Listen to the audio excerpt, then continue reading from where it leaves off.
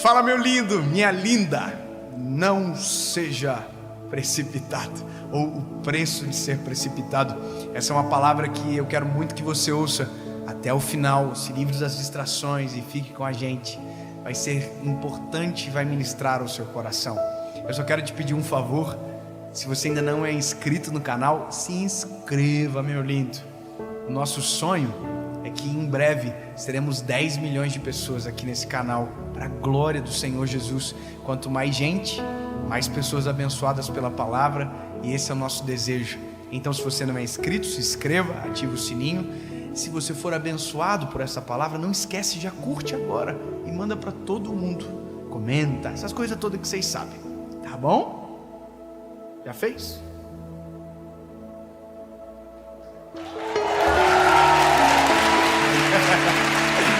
Vambora! Eu tô gostando demais de vocês. Vocês são muito lindos. Obrigado. É verdade esse bilhete.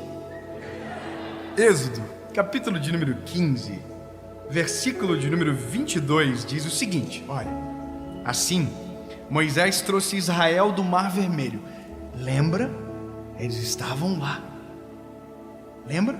O Mar Vermelho abriu, eles passaram. Vocês estavam comigo?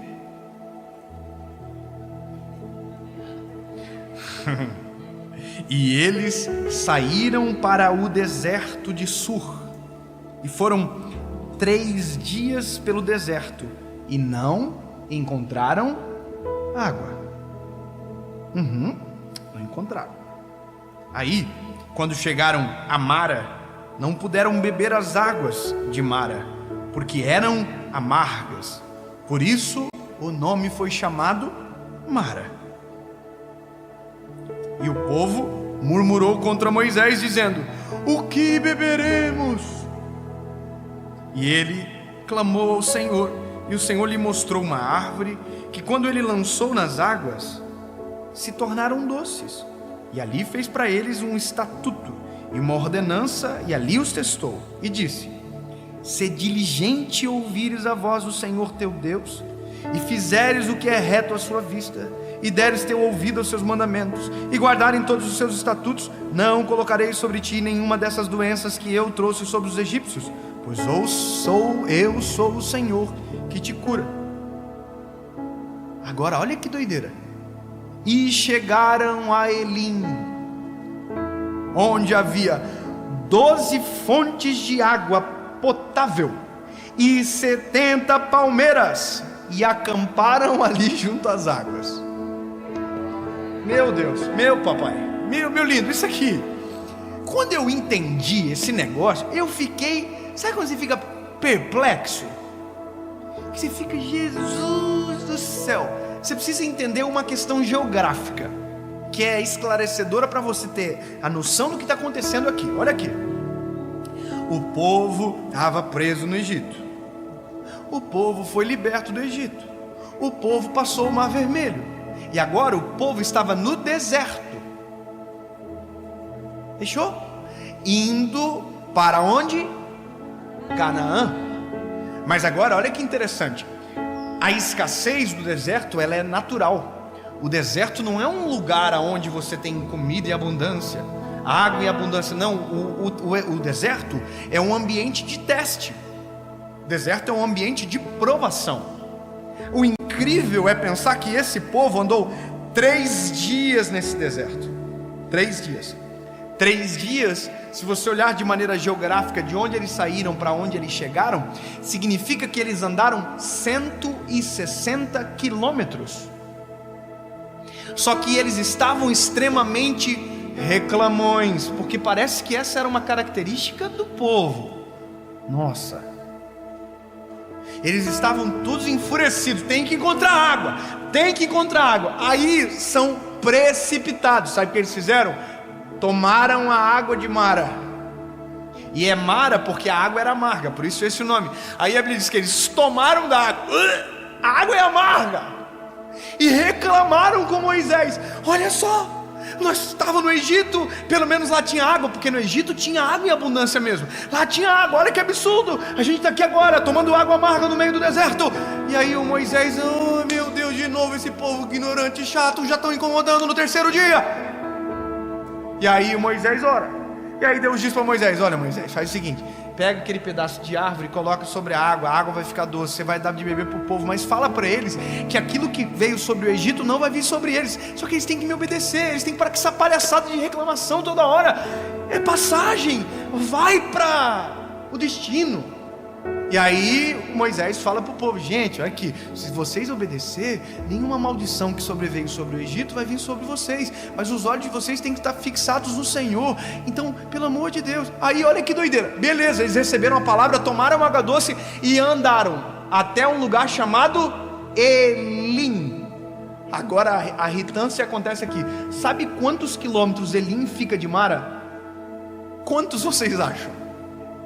Eles andaram 160 quilômetros até chegar em Mara para tomar água salgada, amarga. Sabe quantos quilômetros de Mara até ali? Você não vai acreditar. 13 quilômetros. O quê? 12 águas de fontes e 70 palmeiras a 13 quilômetros. Mas porque foram precipitados, pararam em Mara para tomar água amarga. Eles andaram 3 dias. Se continuassem andando mais 1 hora, teriam chegado no melhor lugar que poderia existir no meio daquele lugar. Um lugar chamado Elim, cujo significado é árvores. Eles sairiam de Mara, águas amargas, para um lugar chamado Elim, árvores.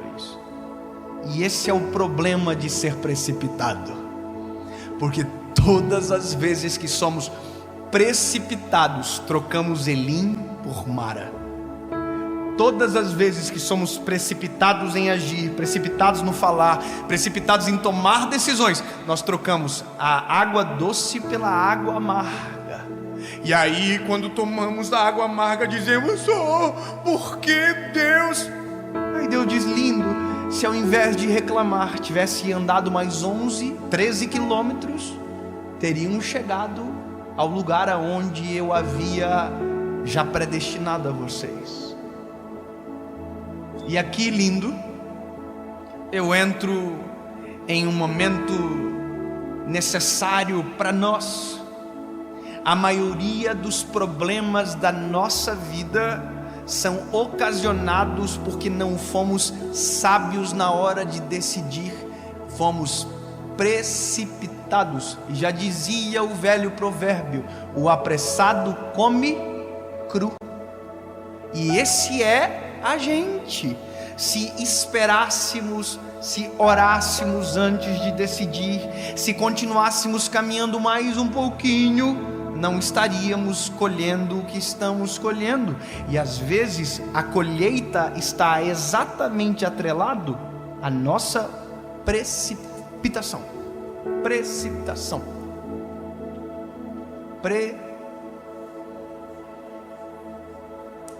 Precipitação. Precipitação. Saiu. Glória a Deus. Entendeu? Para pensar. Simples. Analisa você. Analise a sua história. Perceba o que você vive e tente encontrar o porquê você está vivendo o que vive. Você vai encontrar uma decisão sua no meio da história. Para quem casou mal, é só você olhar a decisão que tomou. Foi você que escolheu o bebê. Se tivesse esperado 15 minutos, o príncipe tinha chegado, mas preferiu o sapo. Agora aguenta. O mesmo vale para o príncipe que estava atrás da princesa e casou com a Fiona.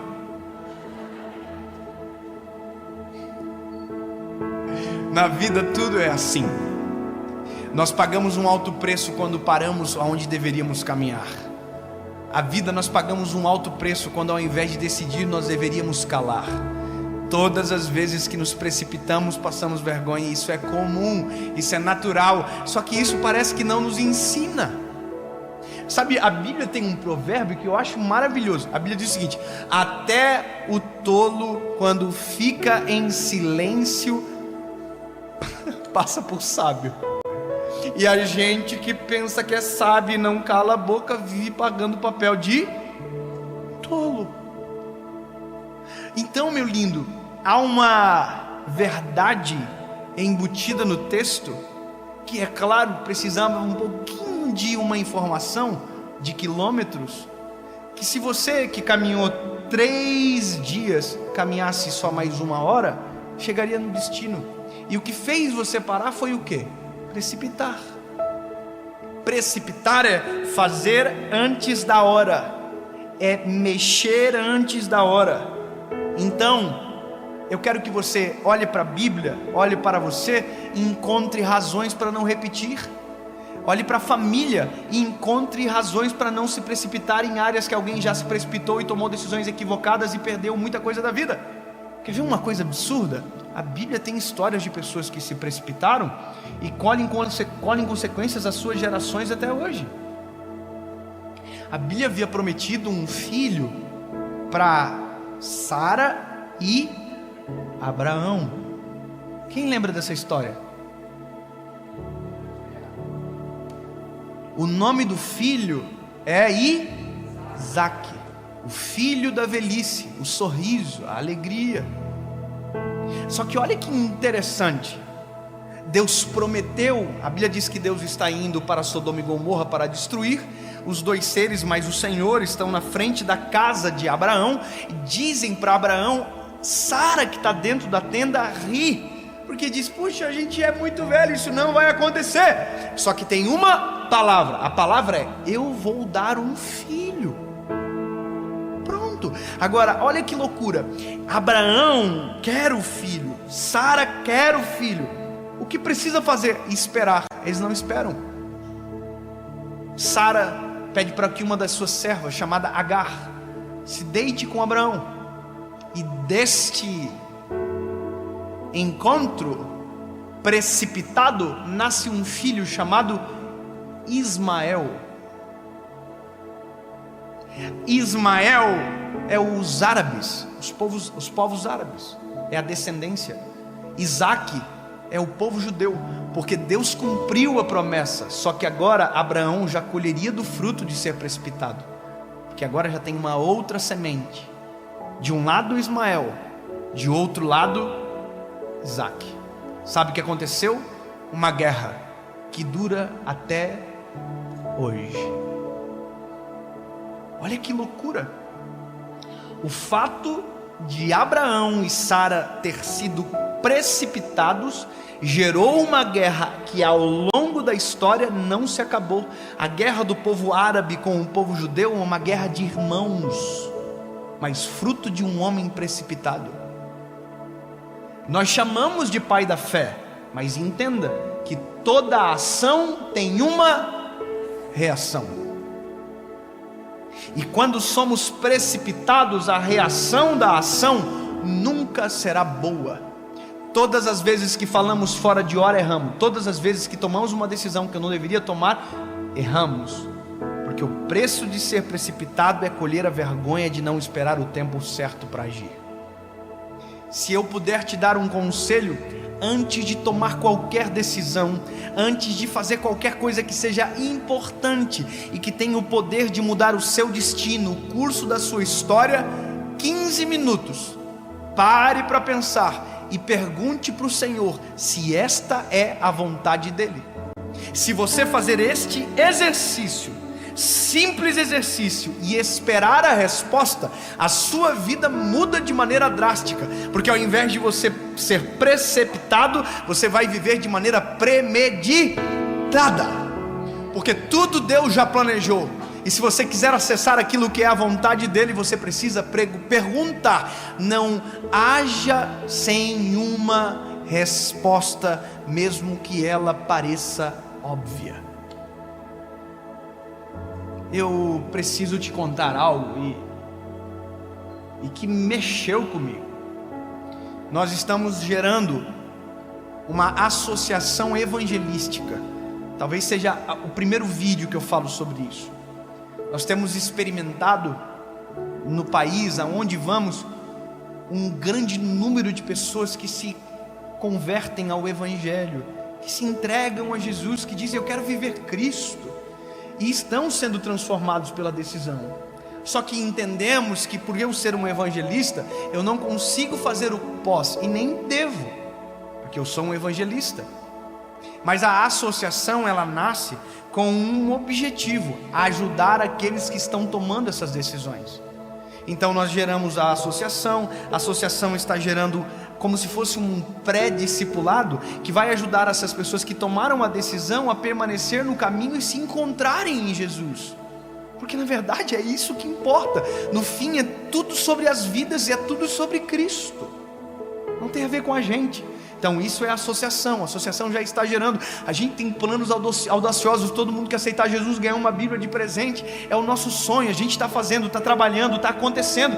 Agora olha que interessante. Há dias atrás, eu estava atrás de um lugar para alugar ou adquirir, comprar para a associação. E agora, olha que tentador, eu recebo uma ligação de uma pessoa muito próspera e de um amigo que perguntou para mim: David, como está a associação? Eu falei: está tudo bem, está acontecendo, tudo está pronto, tudo aprovado, Deus tem abençoado, a equipe é maravilhosa, está lindo. Ele falou: você já tem um lugar? Eu falei: eu estou atrás desse lugar. Ele me disse: encontre o lugar que eu vou dar o prédio para vocês. Eu disse exatamente igual você: glória a Deus. E eu encontrei um prédio, 3 milhões de reais. Liguei para ele e falei: irmão, é 3 milhões de reais o prédio. Ele falou: pode comprar. Eu disse igual a você: glória a Deus. A única coisa que eu não fiz foi perguntar para o Senhor. O fato de ter condições não significa que essa é a melhor decisão para se tomar. O fato de ter alguém que dê não é isso. Não pode ser isso. Esse é o problema. Quem se move pelo óbvio vive de maneira precipitada. Não é óbvio que vai acontecer. Não é óbvio. Se você quer viver o sobrenatural, nunca será óbvio, sempre será surpreendente, sempre vai ser diferente do aquilo que você criou como expectativa. Permita Deus surpreender você, pelo amor de Jesus.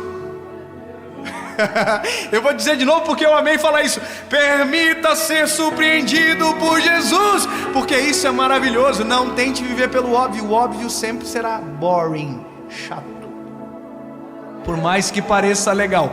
Irmão, eu fui ver o lugar, lindo, maravilhoso, achei um espetáculo. Só que quando eu estava descendo assim a rampa do lugar, o Espírito Santo falou no meu coração: assim? Sem nem me perguntar? De maneira clara eu senti isso no meu espírito. E aí o corretor de imóveis perguntou para mim: e aí? Vai ficar com o prédio?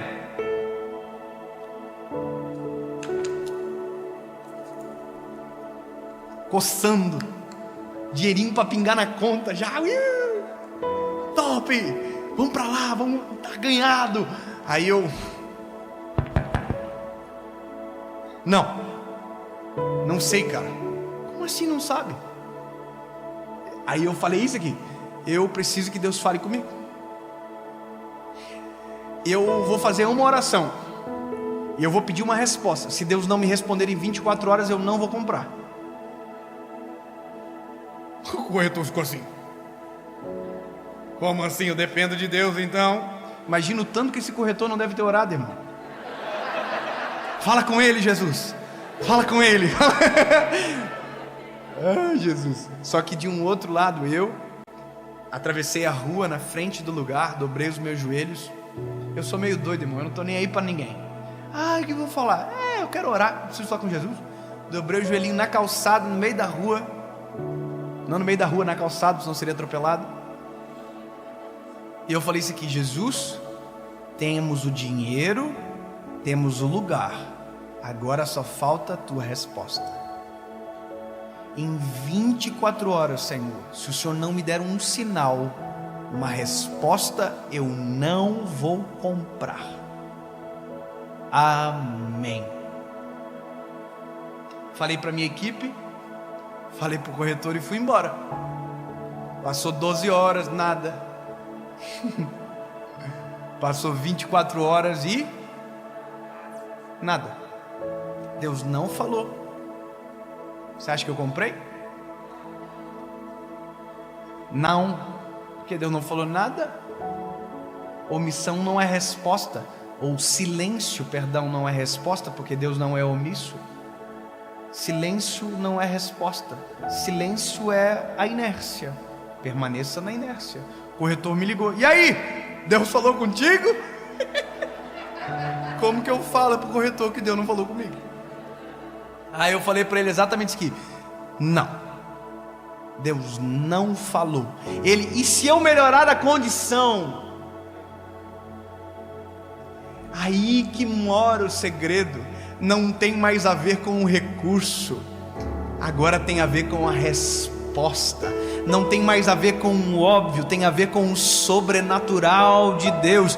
Porque o meu sonho era aquele prédiozinho de 3 milhões. Vai saber o que Deus tem para frente para não ter falado nada. Ou eu creio, ou eu não creio. Por mais que não seja óbvio, eu prefiro crer. E o sentimento do meu coração, que Deus invadiu dias depois, foi: se nós estivéssemos naquele lugar, começaríamos pequenos e engessados, perto do que Deus tem para fazer. Ponto.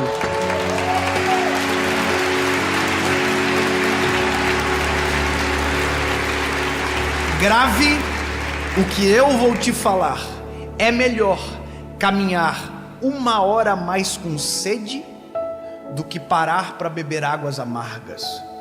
É melhor viver às vezes num limbo sem resposta do que tomar uma decisão precipitada e colher dela a vida inteira.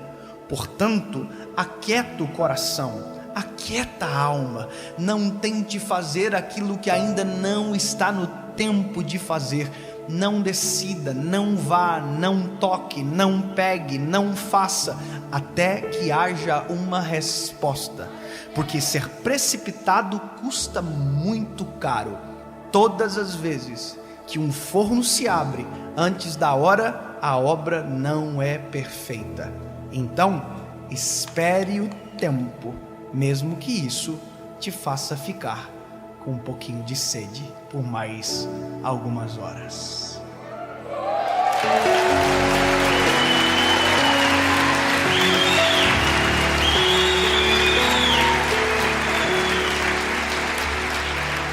Jesus, abre os nossos olhos, Senhor.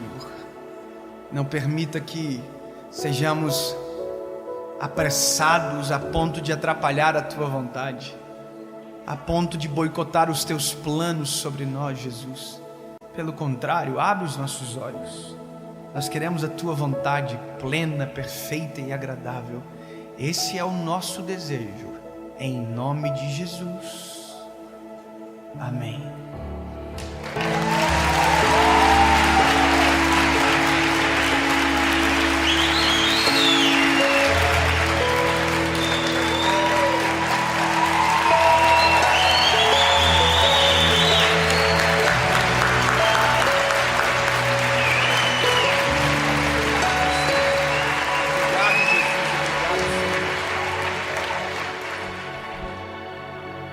Que Deus abençoe vocês e que de verdade uma nova estação nasça sobre você, a sua casa e a sua família, em nome de Jesus. Amém.